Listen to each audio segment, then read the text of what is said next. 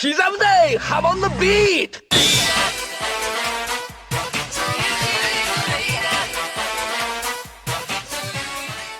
JoJo's Bizarre Adventure is one of the longest running and most influential manga series of all time. Going off of what Wikipedia says here, just based on sheer page count, JoJo is the 10th longest manga behind legendary series like Kinnikuman, Kochikame, and Golgo 13. If we only consider the series that are still actively running, JoJo would actually be number 7 and climbing. The point being that JoJo's status in the world of manga is simply gigantic, with many other series that are well known for being long actually having yet to pass JoJo's page count. With the series entering its 9th part last year and approaching its 1000th chapter, it makes me want to look back on the legacy of the series and tackle the inevitable question of when JoJo will end. Araki has actually discussed the idea of ending JoJo many times before. Even all the way back in part 1, he had some kind of end goal in mind. When writing Phantom Blood, Araki says that he planned to have the series be 3 parts long. He knew that he wanted to bring back Dio after his defeat, and decided that part 2 would serve as a gap between Dio's original defeat and his return as the final villain. Following part 3, Araki planned to stop and draw something new, but the editorial board suggested that he continue with JoJo. He decided that following the monumental battle with Dio, creating an even stronger enemy right away would make JoJo fall into a trap that he feels many other shonen series do, a tournament style of constantly raising stakes that would quickly become boring. So he shifted gears and created Part 4's Yoshikage Kira, an entirely different kind of villain who is unquestionably much physically weaker than Dio was, but this actually allowed for creating a very interesting character and story that felt fresh for the series. I feel like a lot of the reason for Araki initially planning to move on from JoJo was to be able to draw entirely new things. However, I think he actually managed to strike a balance by changing JoJo itself to be a series where he can draw anything. He moved on from Hamon and introduced the system of stands, which allowed every fight to be completely unique and allowed for more and more characters to be added to the story, and he continued making each part and their villains distinct, all having their own completely different strengths as villains, leading to more varied stories. Another time Araki would plan something of an ending for the series would of course be Part 6. Looking back on Part 6, he said that he felt he had reached the pinnacle of what he could draw when it came to stand abilities, and the main villain's power itself involved accelerating time to the point of infinity, oddly fitting for something that Araki felt would be impossible to surpass. You may not know this, but Araki initially planned a completely different ending for Part 6. We don't quite know what it was, but based on what Araki says, it may not have ended with the creation of the new world and Jolene gaining new life through Irene. Araki spoke about how having a sense of complete satisfaction with the story is actually a dangerous thing. It means that there's nothing left to draw and his creativity would die out. For this reason, he felt compelled to think of a different ending, along with a massive shift in his creative output. He thought back to the Italian Renaissance, which involved a return to the ideas of ancient Rome and Greece. So he decided that the ending of Part 6 and the JoJo series itself needed to undergo a similar transformation. This is how he came up with the idea of ending Part 6 with the creation of a new world, where Jolene and the others are reborn into new lives and meet Emporio. And this would coincide with the JoJo series itself rebooting separate from this conclusion with Steel Ball Run. While I don't know what the original ending for Part 6 would have been, I'm glad that Araki made this decision, since it ended up creating one of the series' most beautiful endings, which despite not being the end for JoJo, still serves as a perfect conclusion for those first 6 parts. With Steel Ball Run, Araki was free to make a completely new story untethered by anything he had written previously. As we would see later, even the ending of Part 6 was separate from this new continuity, meaning there were infinite possibilities for what to portray going forward. With the shift from weekly to monthly publication during early Part 7, Araki's creative process would also undergo a massive change. Steel Ball Run is well known for its gorgeous art, and it has what I think is some of the best character writing in the series. People seem to agree, and Steel Ball Run is one of the most universally praised JoJo parts among fans.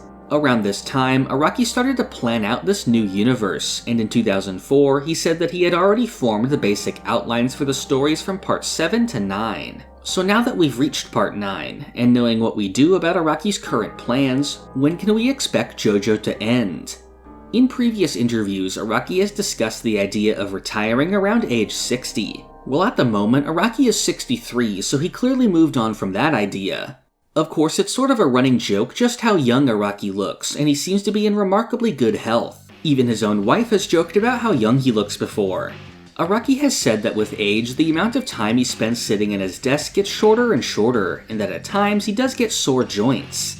Speaking on the eventual end for the series, he says that the story of JoJo is based on the mysteries surrounding human beings, and that as long as humans exist, more mysteries will be created. Knowing this, he says that he could continue working on JoJo forever, but that considering his age, he'll probably stop around the 9th part.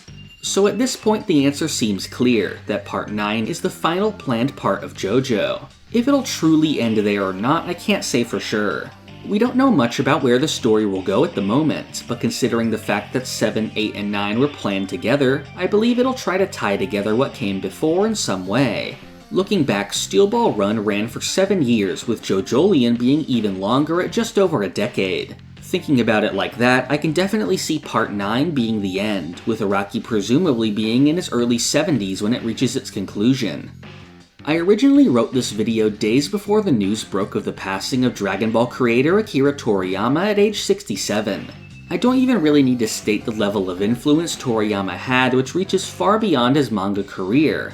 While it's something that I struggle to even think about regarding Araki, the reality is that there's an epidemic of poor working conditions in the manga industry that has unfortunately contributed to often extreme health issues in many of our greatest mangaka. I'm sure many people are familiar with the situation regarding Yu Yu Hakusho and Hunter x Hunter's creator Yoshihiro Togashi, who suffers from chronic back issues contributing to his frequent hiatuses. And not that long ago was also the tragic passing of Berserk creator Kentaro Miura at only age 54. And unfortunately, I don't think this is an old problem, and I fear it's something that many younger mangaka may still face in the future. While Araki has described some signs of aging affecting his work, he thankfully seems to be a very healthy person based on what he and others have said, and hopefully he avoided overworking himself after switching to a more lenient schedule. I honestly find it very hard to even consider these kinds of things when it comes to Araki, since such a thing would be completely earth-shattering for me, but I do believe it's not really something we have to think about at the moment. While it is sad to think about JoJo ending, I don't think you really need to look at it that way. We're talking about a series that has told 9 distinct stories over the course of 37 years, along with spawning side stories of its own, both made by Araki and other creators. JoJo is a pillar of the medium, and even when it does reach its conclusion, I don't think it will ever quite leave the public consciousness. Araki himself has had a career spanning over 4 decades, and even when JoJo ends, I'm still not convinced he would cease drawing completely. I think we could expect him to continue making one-shot stories, connected to JoJo or not. Araki has also repeatedly given his blessing to other creators to work within the JoJo universe, whether it be to write novels or even spin-off manga. We can definitely expect that JoJo will continue in this form as well. Well, that's about everything I had to go over today. I don't think JoJo will be ending anytime soon, but at the same time, we do have a good idea of when that might be. JoJo is a huge series, and in my view, being around while it's still ongoing and for the start of Part 9 is a huge privilege, and it's going to be an even bigger privilege to be there for the end. If you want to keep up with my future videos, make sure to subscribe and click the bell. You can also be updated on new videos and any important JoJo news by joining the Hamon Discord. Finally, I'd appreciate if you help support the channel on Patreon. There you can receive Discord perks, and you can submit Patron questions. This video's question comes from C Manga. They ask, what are my thoughts on the game Eyes of Heaven? Well, I actually haven't played it. Back in my earlier days with JoJo, I played a whole lot of All-Star Battle. Not really online or anything, but I played a ton just unlocking all the costumes and stuff. I remember when Eyes of Heaven came out, but back then I didn't actually have a PS4. And once I did and bought the game, I just never bothered playing it at any point. Nowadays I mostly play on PC, so setting up a PS4 just to play it would be kind of a hassle. And if I were to play it now, I'd probably want to make a video about it, which is a whole different process to record the game on console that I don't really know how to do. So most likely I'll hold out for now until it eventually gets brought to PC, since I would like to cover the original story that the game has. If you want to submit a question, you can join the Patreon at any tier and submit them in the Patreon chat on the mobile app, or by DMing it to me directly. I try to answer one question per video, but I don't have a lot to choose from. If you are a patron, I encourage you to take the opportunity to submit as many questions as you want. They don't necessarily have to be related to JoJo either, and I'm hoping to build up a good amount of questions I can go back to for future videos. Thank you for watching. This is the part of the video where I thank my $5 and up patrons. Thank you to Sloth Dog, Doorbell, Crayon, Rigovids, Zucato, Pumpkin Doge, Marrow, Almighty Quarth, Gatlin Grove, Lime Jinjo, Sponge Cake, Kekext, Feliciano Rabaja, Rayana Meme, Christian McDonough, Emmanuel Etienne, Pulse Dog, Great Riek, Carmotrina, Zach Greenfield, FIFO, Rob Goliath, Jacob Smith, Big T, C Manga, Minty, Gold, Darko,